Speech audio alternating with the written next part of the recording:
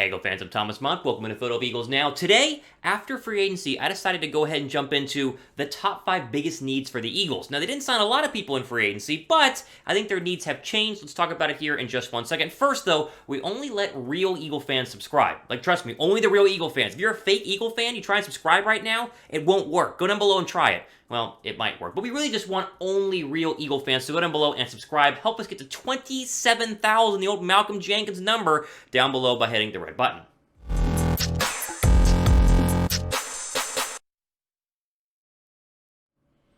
Alright, so as I mentioned, title of today's video, I want to jump into the Eagles' biggest needs. So, free agency has come and gone. Now, naturally, Philadelphia can still sign people because free agency can continue virtually forever. I mean, all the way up to the start of the NFL season, but the main people are gone. The main people have been signed, and so now we have to jump into the latest top 5 needs that the Eagles have. We'll start with 5 and then work our way all the way down. Now, these are somewhat interchangeable because some of the needs are very similar, but these are my top 5 needs in order from the least biggest need, because they're all big needs, but the least important down to the most important. Before we jump into number 5, what is the Eagles' biggest need right now? Go down below and give me your thoughts. See if you can guess what I have as number 1 by putting your answer in right now, and then obviously waiting till the end of the video. Number 5, here we go. Safety. Number 5 is safety. You go, Thomas, is safety really the least of the most important needs that Philadelphia has right now? I think so. I think Philadelphia has a great secondary as it stands. Now, the great secondary is mainly due to the fact that Darius Slay is one of the top cornerbacks in the league, and that definitely helps their case. But the re-signing of Anthony Harris, I think, goes a long way. And honestly, I'm very high on Kayvon Wallace. I think Philadelphia drafted Kayvon Wallace, what it is a couple of years ago now, to be the eventual heir apparent at the safety position. Now, he hasn't come into his own. He still has a long way to go, and so that's why this need still makes our top 5, because the Eagles still need to figure out a safety opposite of Anthony Harris. But I definitely think right now Philadelphia is in a fine spot if they weren't going to upgrade it, but there are some good safeties in this draft, and not just Kyle Hamilton. Like, we all love Kyle Hamilton. We want Kyle Hamilton to fall number 15 overall. I wouldn't trade up for him. If he falls, that's fine. There are other great safeties in the second and third round. Jalen Petrie out of Baylor makes a lot of sense. So I think Philadelphia will address this in the draft, but it's not the most pressing need that the Eagles have right now because they did re-sign Anthony Harris, and they do have some depth in terms of the safety position with some young players that they themselves are very confident in. Add break pin comment down below. What position shouldn't the Eagles draft in the first round? What do you think? Is there one position Philadelphia should absolutely not touch in the first round? Let me know what that position is down below right now.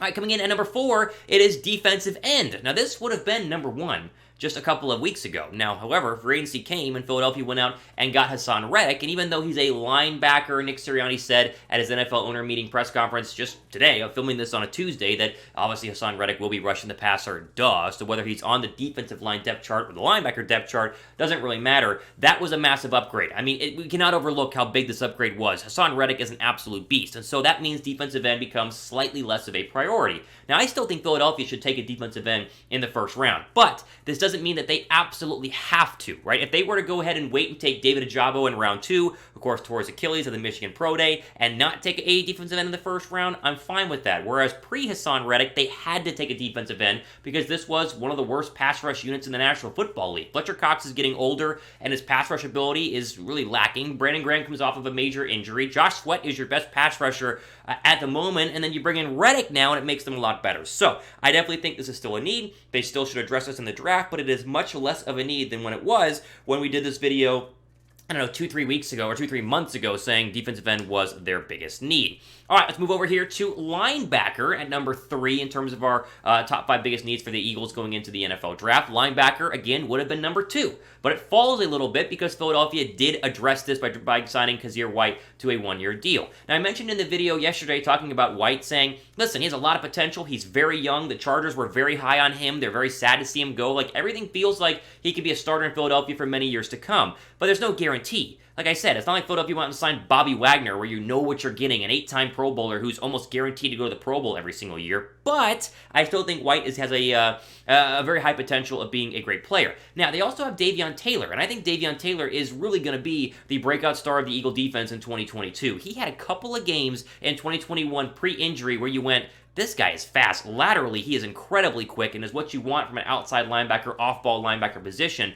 He's got to be healthy. He's got to still progress, but these two young linebackers are going to take them very, very far. That does not mean I don't want them to draft a linebacker. And again, that's the point of linebackers still being in the top 3, but bumping down a little bit here. I still want Devin Lloyd. I still think you need a legit, like, number 1 linebacker, and I appreciate TJ Edwards, and I love White and Taylor. I just said that. But I still think Philadelphia needs to draft a linebacker, and if Devin Lloyd's there at 15, 16, or 19, and they don't take him, I mean, I don't know what I'm going to do, because obviously there's something that I can do. But I'll be very mad, and I'll have a video about how mad I am come the end of the April 28th NFL draft. Just draft a linebacker. Like, even though we love Davion Taylor, draft a linebacker, please. It's still a top 3 need. What is your confidence level in Davion Taylor? Mine is high right now. Like, a scale of 1 to 10, I'm at like an 8. I think he really is going to be a great player. He was totally forgotten his rookie year, and then suddenly it's like, oh, wow, wait, Davion Taylor was a good 3rd-round draft pick. I think he might work out. So give me your confidence level in Taylor down below right now.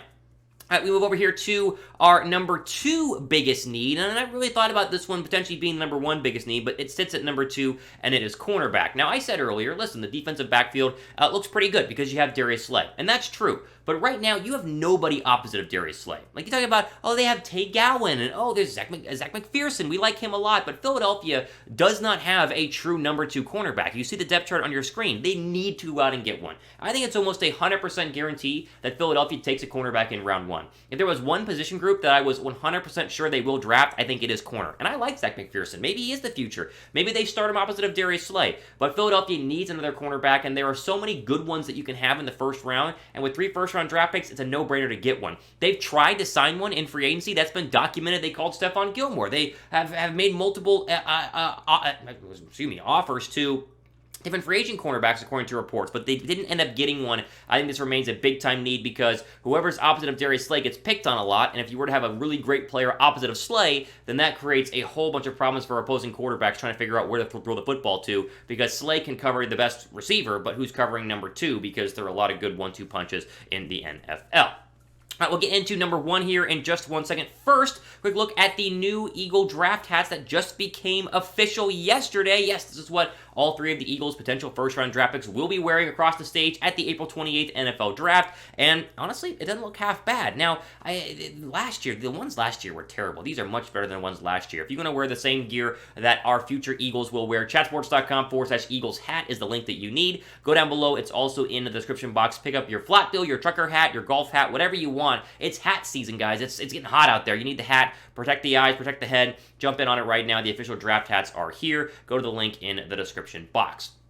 All right, most important. You ready? I mean, we went safety, defensive end, linebacker, cornerback. Here's number 1. It's wide receiver. I mean, this is no doubt. Philadelphia's biggest need right now is wide receiver. As is, the roster's not half bad. I think it can be a playoff roster. It was a playoff roster last year. But the real issue that they have is they don't have a number 2 threat. Now, you can make the case that Philadelphia, it's Jalen Hurts' fault, but really the Eagles have to get another legit number 1. I see this as not just trying to find a number 2, because you have number 2s in the roster. You have Quez Watkins. You obviously have Zach Pascal out there. Like, those guys can be number 2s. Maybe Rager eventually becomes good. Doubt it, but who knows. But you need a legit number 1 option opposite of Devontae Smith, who can create his own one-on-one opportunities, get open, and score touchdowns. If you have Devontae Smith and just Control-C, Control-V him to the left side, you're going to help out Jalen Hurts so much. Also, throw in the fact that they have a really great receiving tight end in Dallas Goedert. Philadelphia can be a great passing team. Plus, they run the football so well, you're having one-on-one opportunities all the time. We know Devontae Smith is going to go to the next level here in year 2. We all expect him to be a 1,000-yard receiver, maybe a Pro Bowler. He's going to be great,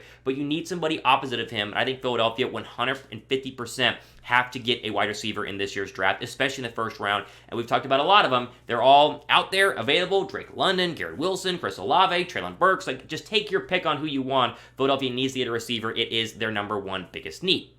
All right, how did I do in terms of listing the Eagles' needs? Grade my needs from 5 all the way down to 1 more time. Safety, DN, linebacker, cornerback, and wide receiver. A, B, C, D, or F. This, to me, is exactly how it goes. If I'm wrong, let me know where, but give me your grade in the comments section.